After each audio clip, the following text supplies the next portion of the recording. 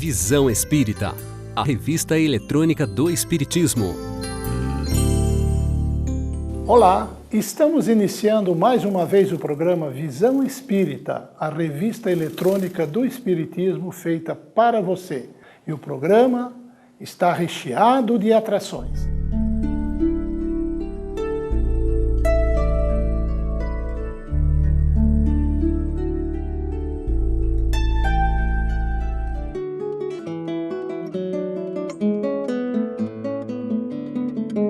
Como é que Rousseau abre o livro Emílio? A primeira frase do livro Emílio, que é a grande revolução pedagógica de todos os séculos, ele é considerado o Copérnico da educação por causa desse livro, né? Ele abre o seu livro dizendo o seguinte: tudo é certo saindo das mãos do Criador, tudo degenera nas mãos do homem.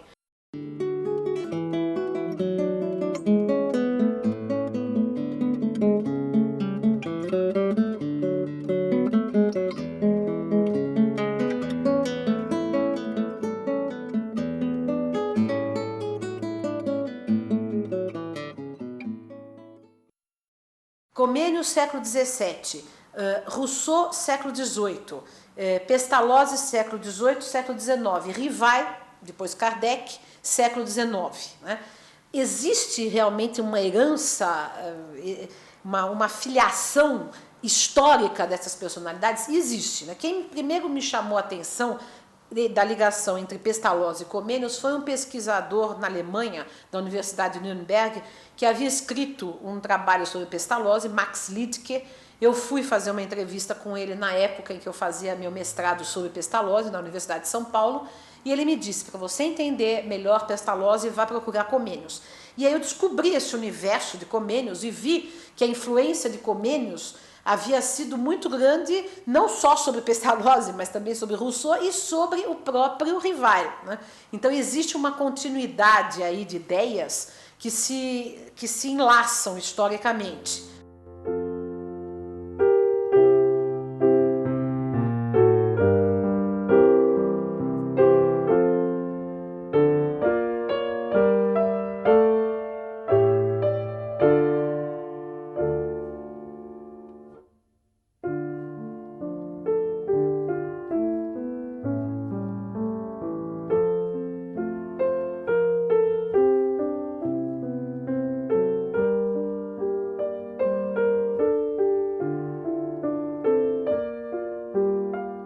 Em janeiro de 1823, Rivai vivia em Paris, na Rua de la Harpe.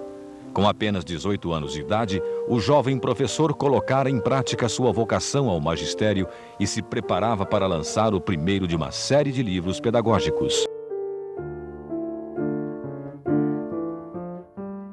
Aos 24 anos, Rivai escreve um plano de melhoria da educação pública na França, com ideias muito avançadas para a sua época, ideias, algumas delas ainda hoje atuais, né, porque fazem críticas ao sistema tradicional de ensino, propõem uma escola diferenciada, propõem a necessidade da formação de educadores, e principalmente a ideia de uma ciência da educação, coisa que não havia na época.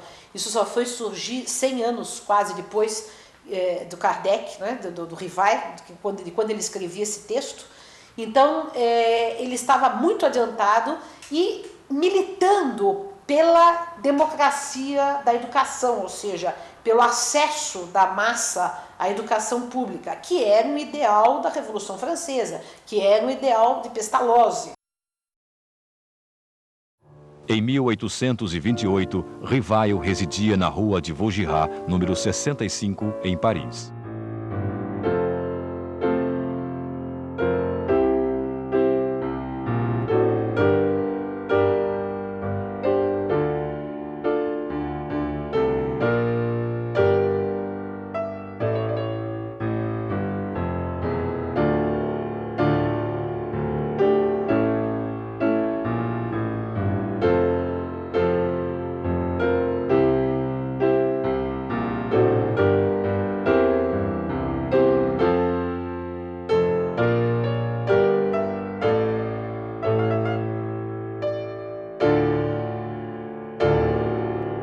No final do século XVIII, Pestalozzi escreveu para um amigo dele, Nicolavius, que era um ministro da educação na Prússia, né? Aliás, uma pessoa até razoavelmente bastante conhecida na história.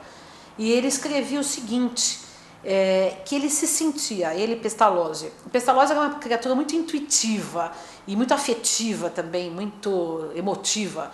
E ele dizia o seguinte, que ele se sentia como a voz que clama no deserto, preparando a vinda de alguém que haveria de aparecer depois dele, porque ele entrevia a verdade, mas não conseguia alcançá-la inteira. Então foi um rasgo um tanto profético, pelo menos para quem considera Kardec como portador de uma nova descoberta, de uma nova filosofia. Essa previsão de Pestalozzi teria sido assim um rasgo profético no sentido de ele estar preparando mesmo o caminho de Kardec.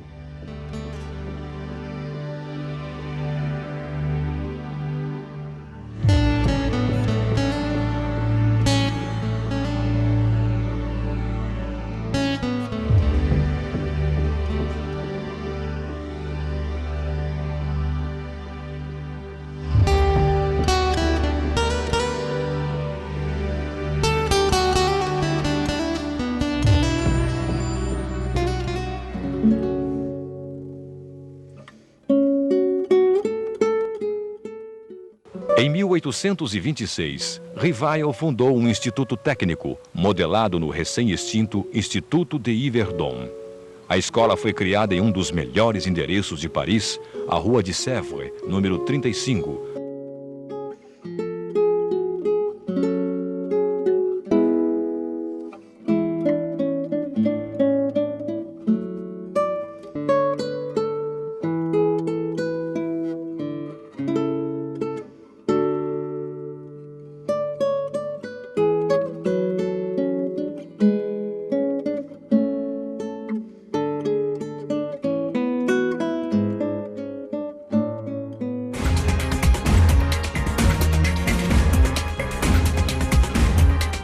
Informativo Visão Espírita.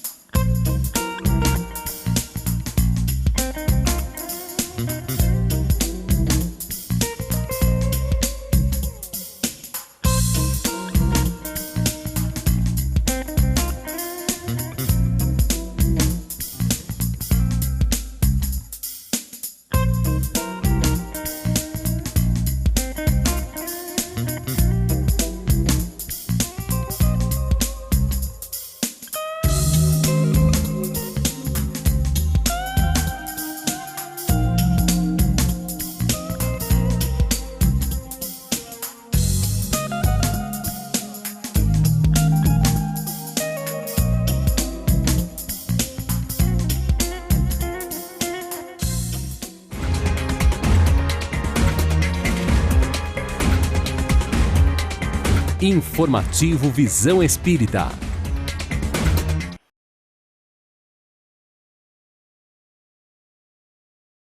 Meu nome é Allan Kardec da Silva. Meu nome é Allan Kardec de Souza Filho. Allan Kardec Caputo Filho. Allan Kardec Leopoldo Maciel. Meu nome é Allan Kardec de Brito Filho. Allan Kardec Oliveira da Silva. Allan Kardec da Costa Lima. Allan Kardec Gomes da Cunha. Meu nome é Allan Kardec Araújo Lima. Meu nome é Allan Kardec Rezende Pontes. Essa é a Alana de São Tiago Vilha.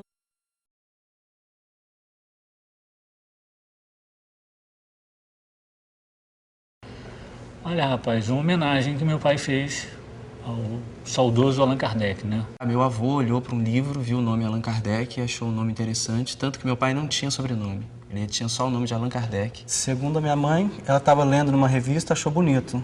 Como eu conheço minha mãe, ela não deve ter lido a reportagem inteira. Aí ela achou bonito só o comecinho e colocou. Também teve a questão de que Allan é um nome bonito, porque se o nome dele fosse um outro, sei lá, muito feio, eu não ia colocar na minha filha, porque eu quero homenagear a força.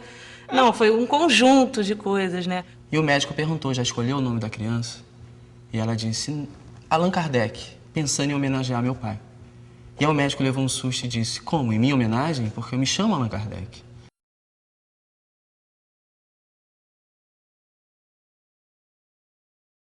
O nome dele era Hippolyte Léon Denisard Rivaio.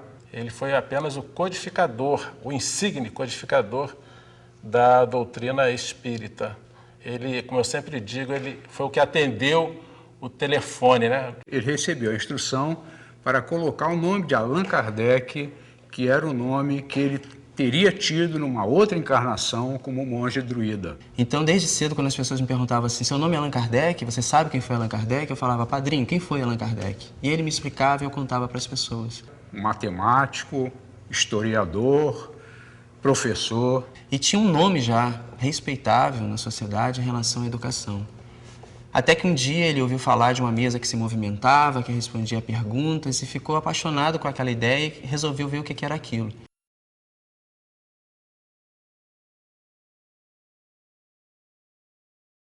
Já estava e está determinado no plano espiritual que o Brasil é que iria liderar essa, vamos dizer, essa divulgação do espiritismo por todo o planeta. Quando eu fui fazer filosofia, eu percebi realmente o real papel do Kardec como um pesquisador, como um homem em busca de uma verdade para a vida, de uma verdade para ele, de uma verdade para o mundo do qual ele vive, entendeu? Ele era um divulgador de boas novas, né? De boas condutas, né? Para que os outros seguissem. Só que fizeram disso uma religião. Kardec fez questão de colocar isso, né? Se entrasse em choque com a ciência e a ciência comprovasse a veracidade, para a gente abandonar o ponto da filosofia espírita e ficar com a ciência, porque está comprovando. Eu sou um espírita também, mas não aquele fiel de acreditar em tudo. Eu ainda estou como ninguém nunca voltou para me falar como é, né?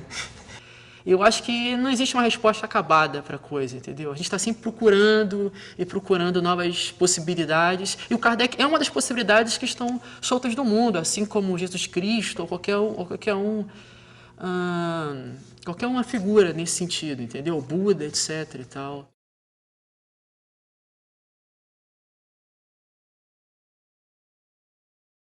O meu nome no batismo é Allan Kardec Roberto. Eu tive que botar um nome no meio ali para poder não ficar só Allan Kardec, para eu poder ser batizado na Igreja Católica. Aí me levou para batizar, o padre disse que não batizava com o nome do demônio. Aí falou assim, não, tem que ser com o nome de santo. Não existe santo Allan Kardec? Não, Allan Kardec não.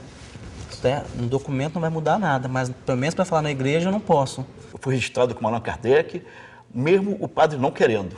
Mas ele não mencionava Allan, mencionava José. Eu vou cantar uma música chamada Mar da Vida, que foi composta por mim, por Carlos Alexandre, que é católico, e por Sérgio Paulo, que é evangélico.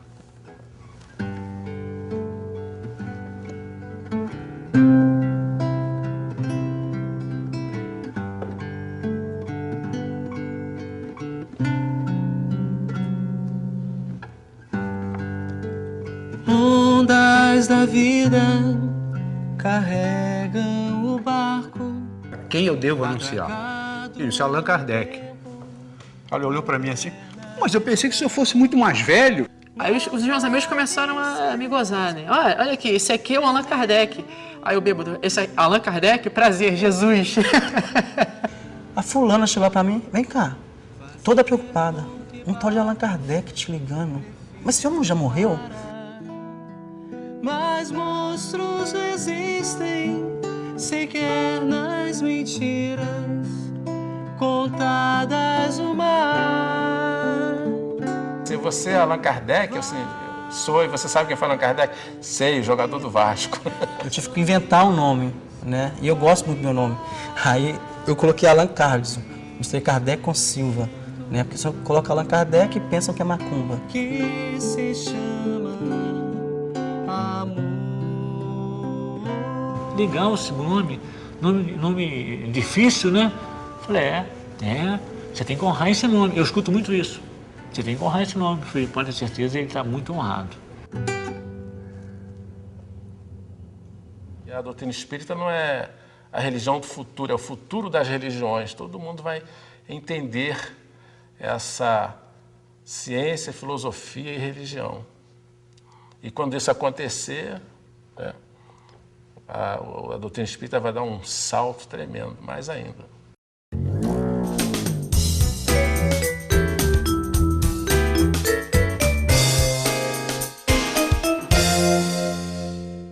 Você já pode ter assistido aqui, mas vale a pena rever.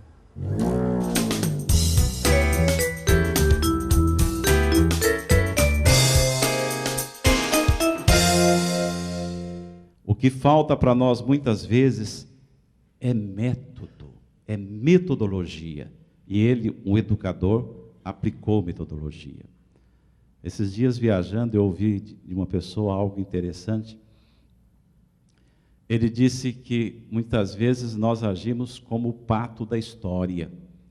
E começou a dizer: o peixe nada bem, o gavião voa bem, o leopardo corre bem, o pato faz as 3 coisas mais ou menos. É o que fazemos no Centro Espírita. Nós trabalhamos com várias frentes, vários focos, mais ou menos. Então, por que não escolher um foco para trabalhar com propriedade e deixar que o outro Centro Espírita, até incentivar, trabalhe outros focos? O que vai facilitar, obviamente, a união. O que eu vejo é o seguinte: existem esses movimentos, aliança, USE, federação, estão todos aí. Isso eu acredito que é mais em razão de uma pedagogia espírita, da forma de passar os ensinos que cada um desses grupos entende ser da melhor forma, como se fossem 3 escolas diferentes para passar o mesmo currículo, o mesmo programa de ensino. E cada uma com a sua característica. É a única coisa que eu vejo, Nelson, que elas oferecem de diferença. Inicialmente, Nelson, o que a gente ganha em superfície, a gente corre o risco de perder em profundidade.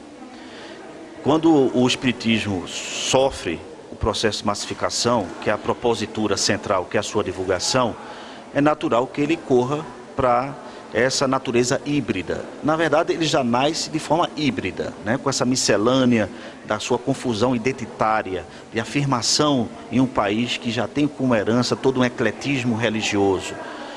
E aí é inevitável que nós tenhamos várias segmentações, várias interpretações. Com o avolumamento, com o crescimento, né, dessa população de espíritas, claro que isso vai enriquecendo em termos de heterogeneidade. É impossível, no meu modo de pensar, de termos uma organicidade única. Isso é uma utopia inalcançável. Pelo fato de que até correríamos um risco de, digamos, de asfixiar um processo que é natural, que é a ramificação que corre por a questão das idiosincrasias, das heranças particulares de cada região, de cada pessoa, de cada cultura. Então, eu penso que tentar organizar de forma única, homogênea, linear, é um desgaste. Eu acho que nós temos que correr para outras alternativas. A questão epistemológica significa filosofia do conhecimento. São as estruturas teóricas da doutrina.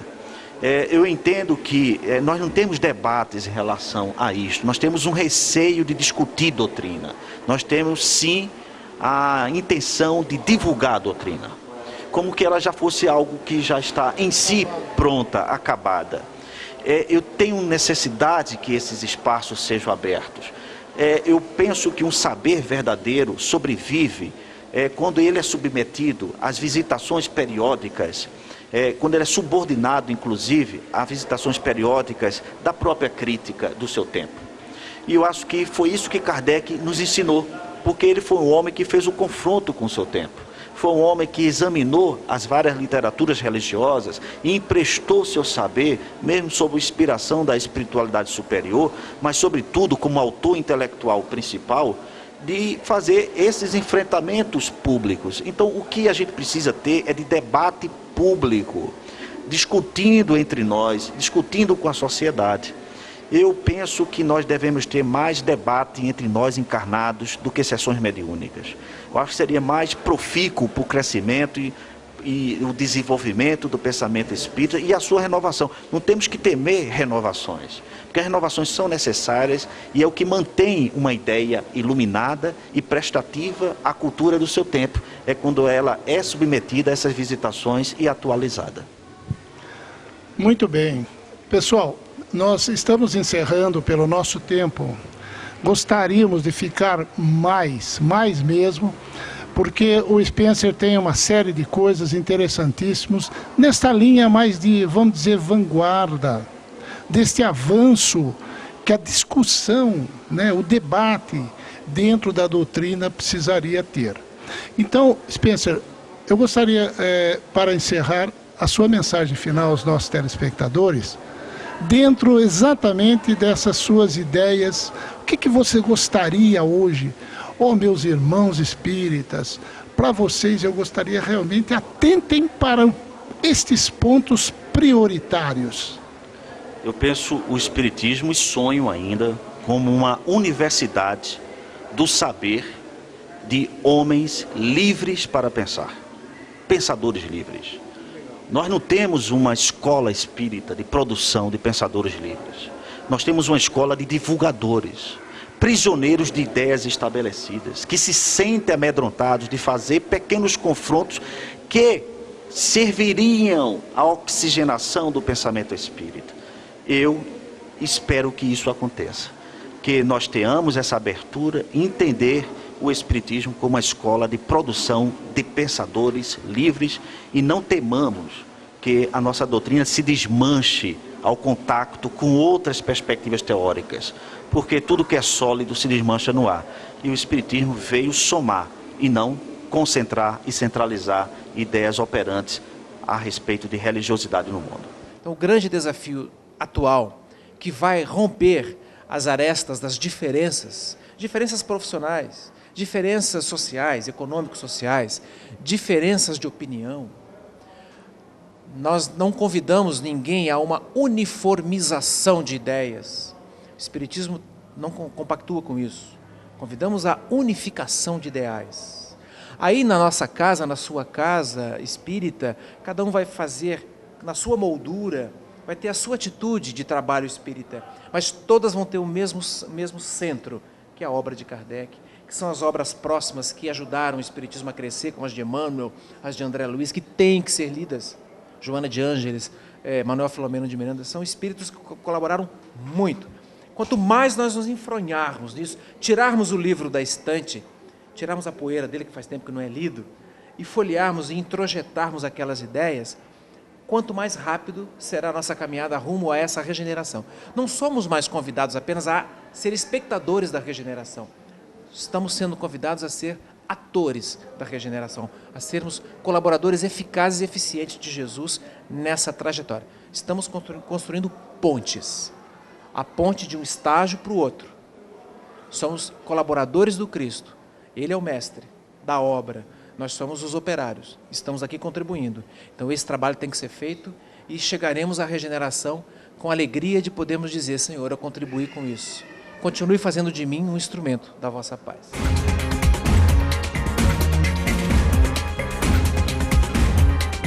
Informativo Visão Espírita. No dia 16 de junho desse ano, nós realizaremos a terceira edição do Sarau Musical, que é um evento que visa angariar fundos para a nossa realização da Feira do Livro. Nós teremos esse ano a presença do grupo musical Castelã, da Lilian recitando poesias e do Davi Godoy com a viola, nos brindando com momentos de música, além do antecipado a esses momentos musicais de comes e bebes.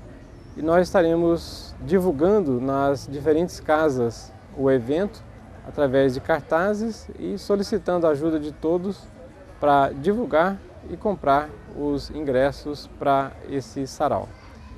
Nesse dia 16 de junho, a partir das 19 horas, nós estaremos na Obra Social Célio Lemos, na realização então da terceira edição do Sarau Musical.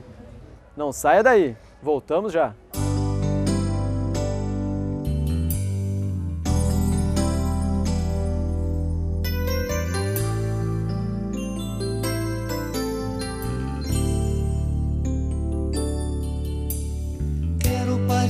minha vida.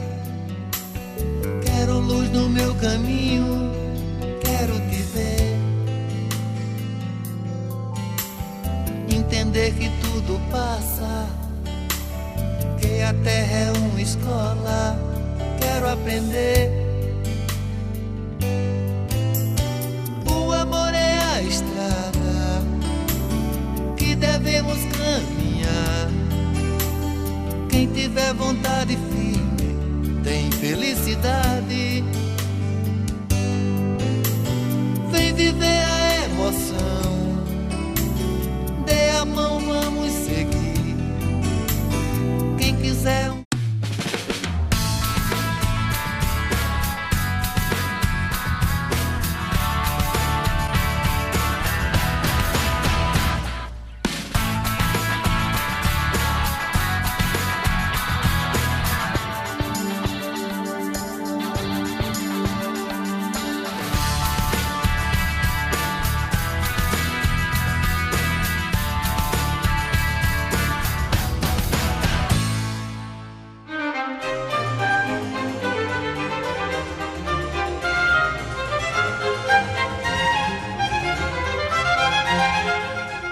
Estamos voltando com o programa Espírito da Letra.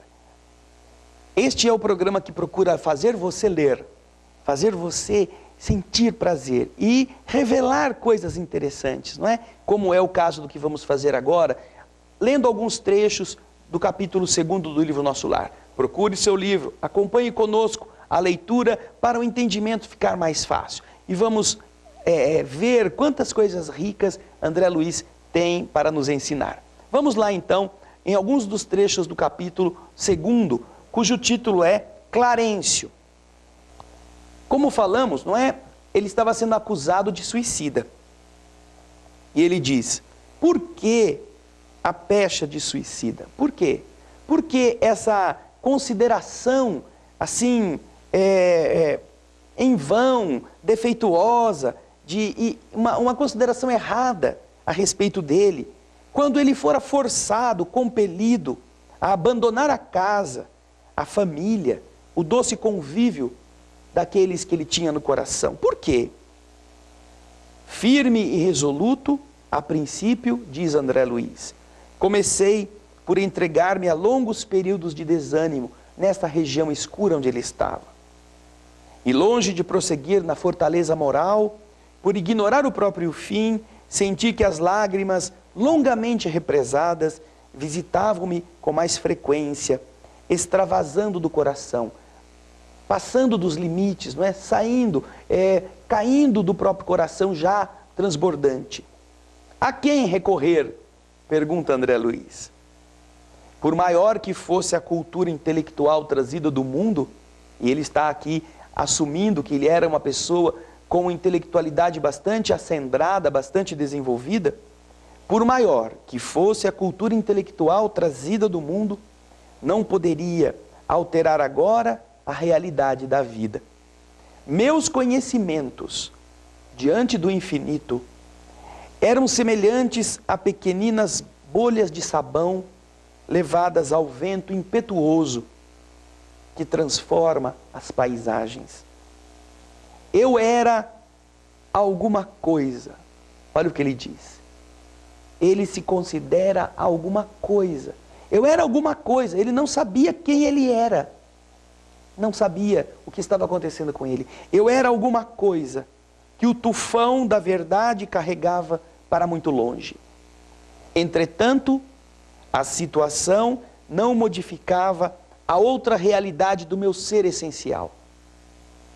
Perguntando a mim mesmo se não enlouquecera, encontrava a consciência vigilante. Vejam só, tudo isso estava ocorrendo e ele não estava louco, ele sabia, ele estava pensando, ele tinha controle dele mesmo, ele tinha noção do que ele era. Apesar de considerar-se uma coisa, uma folha que a ventania tangia de um lado para outro, ele não havia enlouquecido. E esta consciência esclarecia-me com o sentimento e a cultura recolhidos na experiência maternal. Agora uma revelação que ele nos faz. Uma revelação importante para o entendimento da nossa condição do lado de lá também. Persistiam as necessidades fisiológicas sem modificação. Ele havia morrido no corpo, mas nesta dimensão em que ele se encontrava, essas necessidades que o corpo da terra tinha, ele continuava a sentir no ambiente em que se encontrava. Castigava-me a fome, todas as fibras. E não obstante, apesar de ele não comer, de ele quase não se alimentar, este abatimento progressivo não me fazia cair definitivamente em uma absoluta exaustão. Ele não comia. Se um corpo não come, depois de alguns dias ele vai ficando fraco, e acaba, né, cansando e se entregando à fraqueza. Mas este abatimento, que ele sabia ser intenso, não produzia nele a exaustão absoluta. De quando em quando, deparavam-se diante de sua vista verduras que me pareciam agrestes, verduras que ele via no ambiente. Neste ambiente que você está vendo, parecendo estéril, parecendo escuro, ele encontrava algumas verduras em torno de humildes filetes de água. E então ele se atirava sequioso, faminto, devorava as folhas desconhecidas, colava os lábios à nascente turva, enquanto as forças que o perseguiam não o vinham solicitar, não o vinham desejar tomá-lo. Muitas vezes, diz André Luiz, suguei a lama da estrada, recordei o antigo pão de cada dia, vertendo copioso pranto, um pranto muito profundo, muito abundante. Não raro, era imprescindível, era necessário, era imperioso esconder-me das enormes manadas de seres animalescos que passavam em bando como feras insaciáveis. Eram quadros de estarrecer. Acentuava-se o desalento. Foi quando comecei, olha só, depois de tanto sofrimento, foi quando comecei a pensar em Deus, que havia algum autor da vida, recordar que deveria existir esse autor da existência, fosse onde fosse. Essa ideia me confortou. Eu, que detestara as religiões no mundo, experimentava agora a necessidade de conforto místico. Médico extremamente arraigado ao negativismo da minha geração, impunha-se-me atitude renovadora. Tornava-se imprescindível confessar a falência do amor próprio a que eu me havia consagrado orgulhoso. E quando as energias me faltaram de todo, quando me senti absolutamente colado ao lodo da terra, sem forças para reerguer-me, pedi ao Supremo Autor da natureza me estendesse mãos paternais em tão amarguroso momento difícil, em tão amargurosa emergência. Quanto tempo durou a rogativa, diz André Luiz? Quantas horas consagrei a súplica de mãos postas, imitando a criança aflita? Apenas sei que a chuva de lágrimas me lavou o rosto, que todos os meus sentimentos se concentraram na prece dolorosa. Momento difícil, que nós esperamos que você nunca precise passar. Agora, no próximo bloco, nós iremos ver o que acontece. Pensemos nisso. Vamos lá.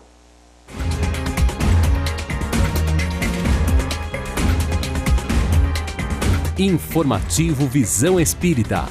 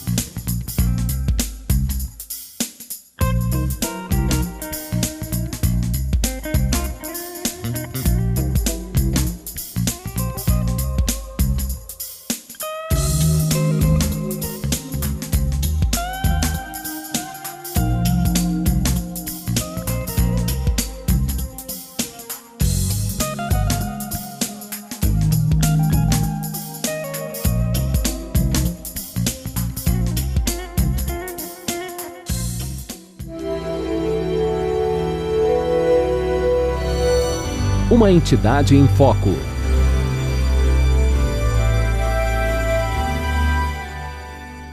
Amigos do Visão Espírita, nós estamos aqui no Centro Espírita Jesus de Nazaré, na Vila Maria, em São José dos Campos, em mais uma comemoração de aniversário desta casa, que progride cada vez mais e está no seu 30 anos. É o 30º aniversário do Centro Espírita Jesus de Nazaré. E ao nosso lado, nada mais, nada menos, nós temos os diretores, fundadores desta casa.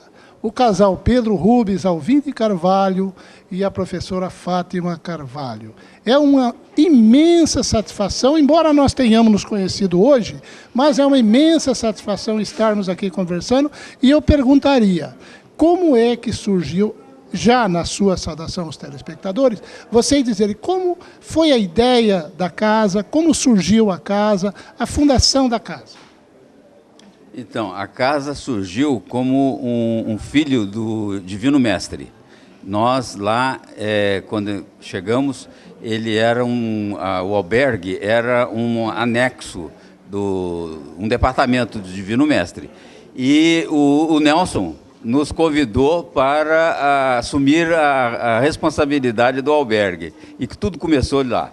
Então, é um filho que veio do Divino Mestre e surgiu para a manutenção da casa o Centro Espírita Jesus de Nazaré.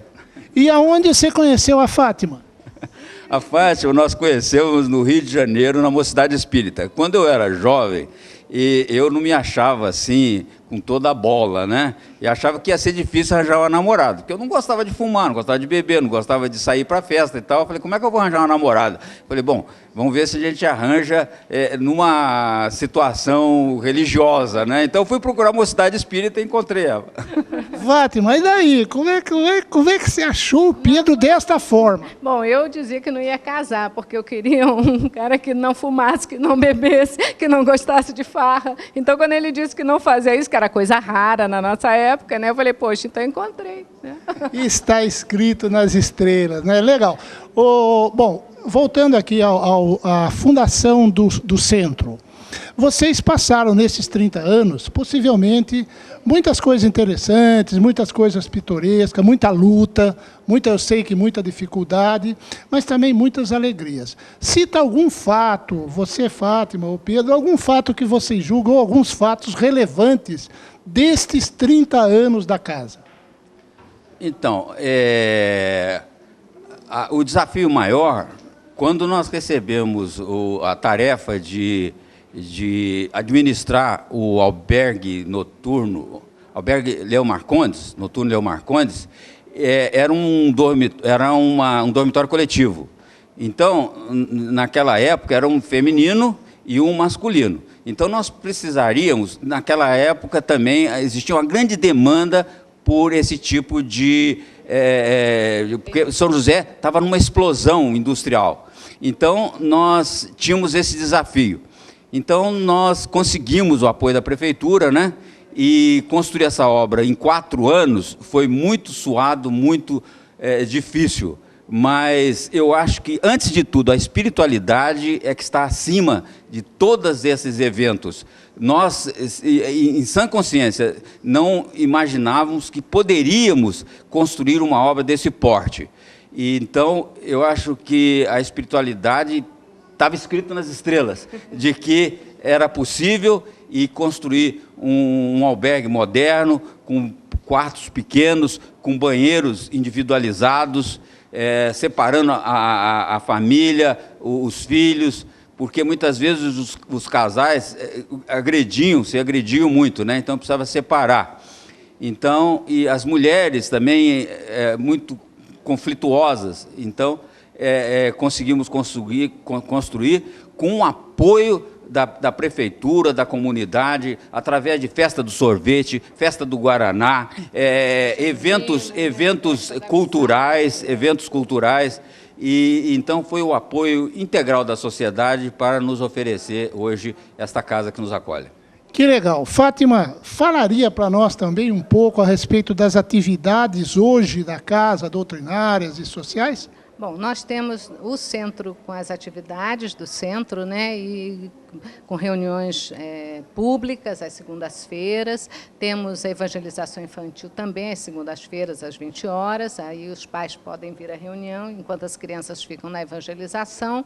E na quarta-feira à tarde nós temos um atendimento do Evangelho, uma leitura, um estudo do Evangelho em grupo, às 2h30, junto com as senhoras que fazem parte da oficina do artesanato, que é o grupo social também que a gente apoia, né?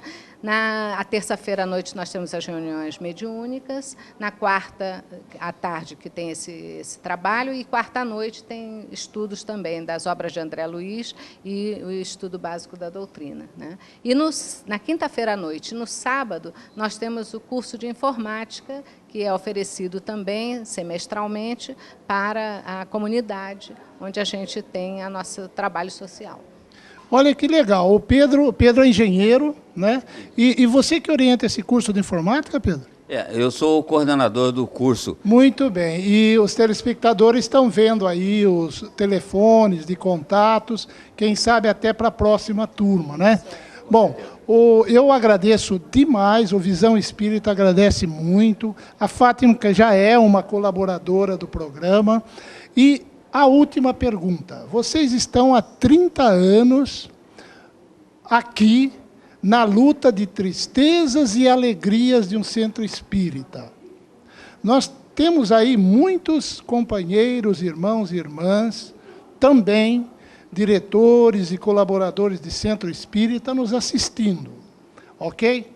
Qual a recomendação que vocês passam para eles neste momento em que a gente vê que estamos numa fase de transição, a luta não é pequena, né? Mas que, por outro lado, é gratificante? Que recomendação vocês dão para esses companheiros que, na mesma condição de vocês, também tentam levar à frente uma casa espírita? Bem, nós acreditamos que tenha fé, descubra os seus potenciais, reúna-se com os seus amigos e companheiros de fé e de ideal e descubra aquilo que você pode fazer de melhor e dê toda o seu amor, a sua energia, que a coisa se desenvolve, cresce e aparece. Quer complementar? Eu queria, às vezes as pessoas chegam para a gente e dizem, mas onde você está frequentando? Eu digo, no Jesus de Nazaré. Ainda? Nossa, esse tempo inteiro? Então as pessoas ficam surpresas, né? Porque nem sempre as pessoas permanecem tanto numa casa. Mas eu acho que o segredo é você aprender a conviver com as pessoas, porque já diziam os benfeitores espirituais, que nem sempre é a casa que apresenta defeitos, somos nós que temos os defeitos. Então, às vezes, a gente vai, frequenta, não gosto disso, saio, vou para outra, e a pessoa fica mudando de centro em centro, né? Até tentar conseguir alguma onde ela se identifique. Então, nós nos identificamos aqui e a gente procura aprender na convivência fraterna, a entender e saber que tem uma responsabilidade maior, junto com a espiritualidade superior, que nos convida a pegar a charrua, né, aguentar as rédeas e tocar a vida para frente. E antes de terminar, me veio alguma coisa aqui que deram uma buzinada aqui. Jesus de Nazaré é o nome. Jesus foi para o plano espiritual com 33 anos. Daqui a 3 anos, vocês têm alguma coisa de diferente para comemorar? Não temos, não. Nós temos a comemorar, sim, aquelas riquezas que o orador nos falou, que é a capacidade de caminhar, do coração bater, da mente se iluminar, né? Então, essa riqueza toda, na medida em que o Criador nos permitir esse bem-estar e essa saúde, vamos continuar trabalhando e produzindo novos amigos. Que legal. Olha, o Visão Espírita parabeniza demais vocês por esse trabalho que a gente vê que a cada dia o centro progride cada vez mais. Parabéns mesmo. E nós, aos nossos telespectadores, fazemos o convite. Está passando aí na sua telinha o endereço para que venham e prestigiem também essa casa. A Fátima quer complementar alguma coisa. Eu quero complementar, dizer que não somos nós os únicos trabalhadores da casa. A casa tem uma equipe extraordinária de pessoas dedicadas, amorosas, que vestiram a camisa do ideal, e é por causa desse grupo ativo que a gente está aqui também. Então, nós só estamos representando essa equipe maravilhosa que a gente tem.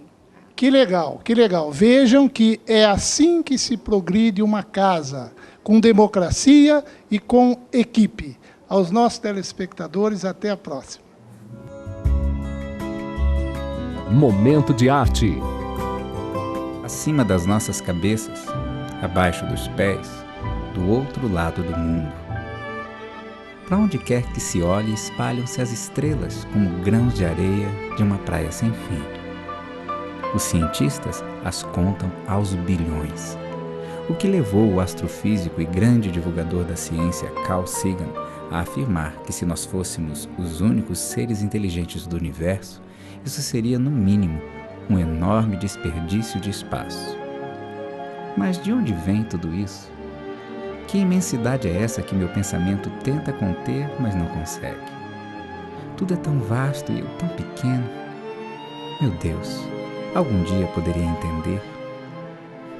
Será que a sensação de que na intimidade de cada estrela, de cada ser, vibra teu silêncio, pulsa tua força, seria uma mera ilusão? Será ilusão?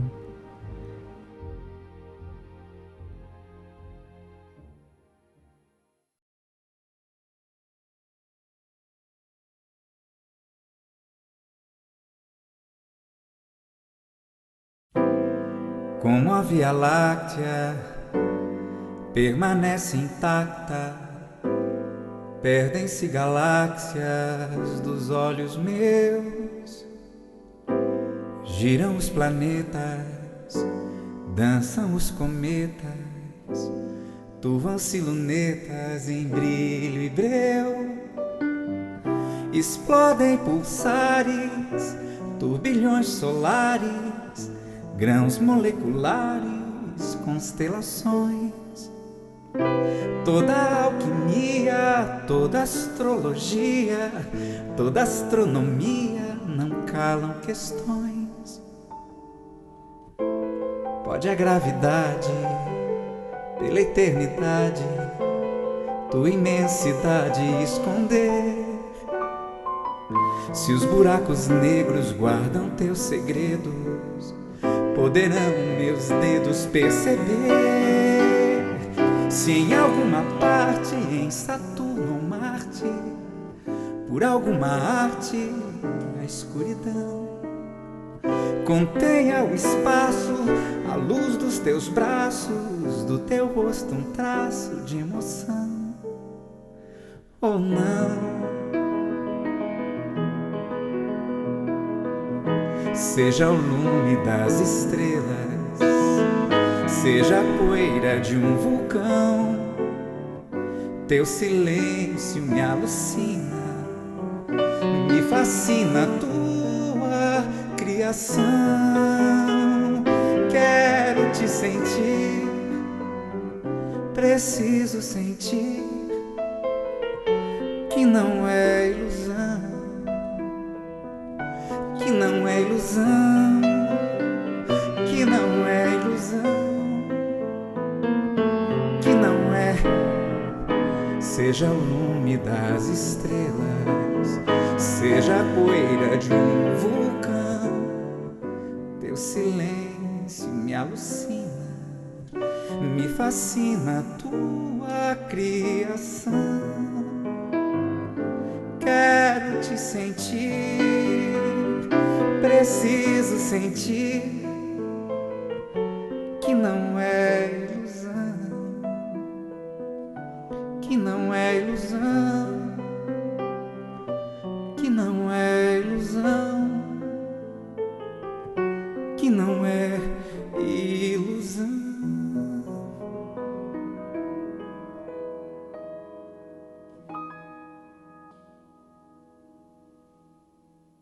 corrente de energização da água. Então, minha gente, nós chegamos ao final de mais um programa Visão Espírita. E eu quero contar-lhes uma passagem do livro Nos Domínios da Mediunidade, em seu capítulo 12, que diz mais ou menos assim: E eis que alguém entra trazendo um cântaro de vidro com água pura e o coloca sobre a mesa. Um dos participantes pergunta: haverá aqui hoje alguma cerimônia especial? O mentor responde: não, nada disso. A água pura será fluidificada, será carregada de boas energias que em muito ajudarão no equilíbrio psicofísico dos circunstantes. Gente, isso mostra muito para todos nós a importância da água como elemento de cura e purificação, usada aqui, usada no plano espiritual. E é por isso que eu peço para que todos vocês, no decorrer da nossa oração final, possam colocar o recipiente, o copo com água, para que ele seja carregado de energias que irão favorecê-los, com certeza, em todos os problemas emocionais ou mesmo problemas físicos. Quero convidá-los agora para que juntos possamos refletir, juntos possamos concluir a respeito dos benefícios que o programa nos trouxe através dos seus esclarecimentos e numa gratidão a Deus nosso Pai, nos aproximar dele através de Jesus e com todo respeito, todo o nosso coração dizer: bondoso Pai Celestial, abençoa-nos. Permita-nos que através dos nossos trabalhos, das nossas atividades, possamos ajudar os outros e nos ajudar. Permita-nos, Senhor, que através dos ensinamentos de Jesus, possamos fortalecer-nos interiormente e que tudo aquilo que por nós se fizer, atos, pensamentos, palavras, sejam pautados, baseados naquilo que Jesus nos ensinou. E dentre esses trabalhos, é importante que nós possamos lembrar que além dos benefícios que rogamos para nós, precisamos pensar no mundo, precisamos pensar no próximo. Tantas pessoas, tantas situações que refletem total desespero, total necessidade. É por isso que nós vibramos sim todas as nossas energias positivas em favor da paz do mundo. Que as pessoas possam se entender mais, que não existam mais guerras, que a fome seja banida, que as pessoas respeitem-se umas às outras, para que todos nós possamos crescer juntos. Que possamos vibrar aqui por toda a nossa atividade, pelo nosso trabalho profissional, pelos nossos trabalhos sociais, que possamos vibrar por aqueles que nos acompanham no dia a dia, nossos amigos e, por que não dizer, inimigos, que nós não os temos, mas que possamos pensar neles com todo o amor, perdoando-os e buscando perdão se assim for necessário. Vibremos pela nossa própria família, nosso próprio lar, cada um daqueles com os quais convivemos todos os dias e amamos, mas que esse amor não se extravase em cenas de violência, ou de maldade, ou de rancor, mas possa espelhar unicamente a mansuetude, a bondade, a paz que trazemos dentro de nós. Obrigado, queridos irmãos espirituais, por nos ajudarem. Obrigado, Jesus, por tudo aquilo que o Senhor nos trouxe, mas que juntos possamos nos fazer a Deus nosso Pai e a Ele dizer: obrigado, Senhor, de todo o nosso coração, obrigado.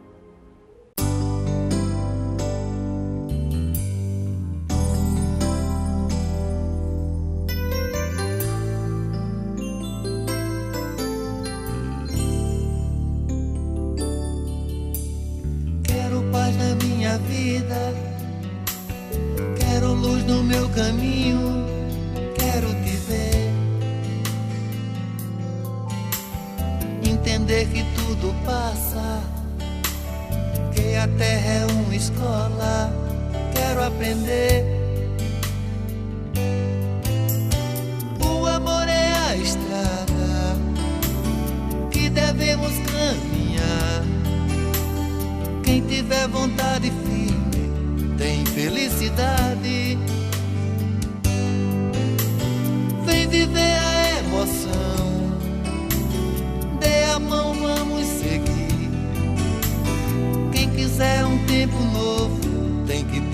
verdade. Eu quero amor, eu quero amor. Eu vou te amar, eu vou te amar. Fazendo assim a nossa vida vai mudar. Eu quero amor, eu quero amor. Eu vou te amar, eu vou te amar. Fazendo assim a nossa vida vai mudar.